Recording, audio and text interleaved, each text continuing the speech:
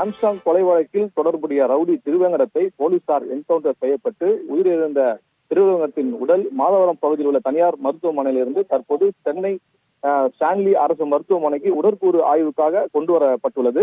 பகுஜன் சமாஜ் கட்சியின் மாநில தலைவர் ஆம்ஸ்ட்ராங் கடந்த 5ஆம் தேதி பெரம்பூரில் உள்ள அவரது வீட்டின் அருகே படுகொலை செய்யப்பட்டார். இது தொடர்பாக 11 பேரை கைது செய்து பூந்தமல்லி கிளை சிறையில் இருந்து 5 நாட்கள் போலீஸ் காவலில் எடுத்து பரங்கி மலை ஆயுதப்படை வளாகத்தில் வைத்து விசாரணை செய்து வந்த நிலையில் இன்று காலை 6 மணி அளவில் கொடுங்கையூர் சட்டம் ஒழுங்கு ஆய்வாளர் சரவணன் திருவேங்கடம் உள்ளிட்ட கொலை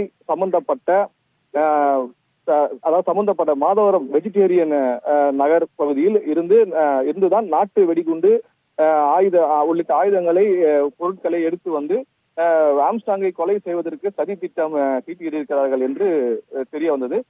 விசாரணைக்காக திருவேங்கடத்தை மாதவரம் காவல் நிலையத்தில் உட்பட்ட ஆட்டுத்தொட்டி அருகே சென்று கொண்டிருந்த போது போலீசாரை தாக்கிவிட்டு ரவுடி திருவேங்கடம் தப்பி சென்றதாக கூறப்படுகிறது.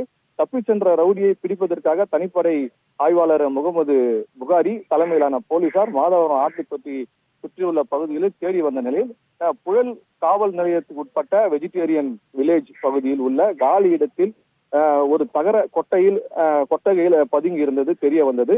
தகர கொட்டகையை சுற்றி வளைத்து திருவேங்கடத்தை பிடிக்க முற்பட்ட போது திருவேங்கடம் நாட்டு துப்பாக்கியால் போலீசாரை நோக்கி சுட்டது. இது தொடர்பாக ஆய்வாளர் அவர் வைத்திருந்த துப்பாக்கியை எடுத்து திருவேங்கடத்தை சுட்டதில் ரவுடியின் திருவேங்கட வலது பக்கம் வயிறு மற்றும் இடது பக்கம் மார்பில் குண்டுகள் பாய்ந்து பலத்த காயம் ஏற்பட்ட நிலையில் போலீசார் திருவேங்கடத்தின் மாதவரம் காவல் எல்லைக்கு உட்பட்ட மெரிடியன் தனியார் மருத்துவமனையில் அழைத்து சென்ற கூறப்படுகிறது. அங்கு பரிசோதனை செய்த மருத்துவர்கள் போலீசார் சுட்டதில் ரவுடி திருவேங்கடம் உயிரிழந்தது உறுதி செய்தனர்.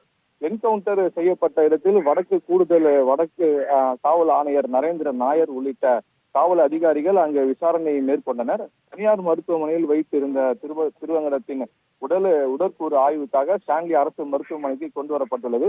மேலும் மாதவரம் மேஜிஸ்ட்ரேட் நீதிபதி முன்னிலையில் வீடியோ பதிவுகள் செய்து உடற்கூறு ஆய்வு செய்யப்பட உள்ளதாக கூறப்படுகிறது.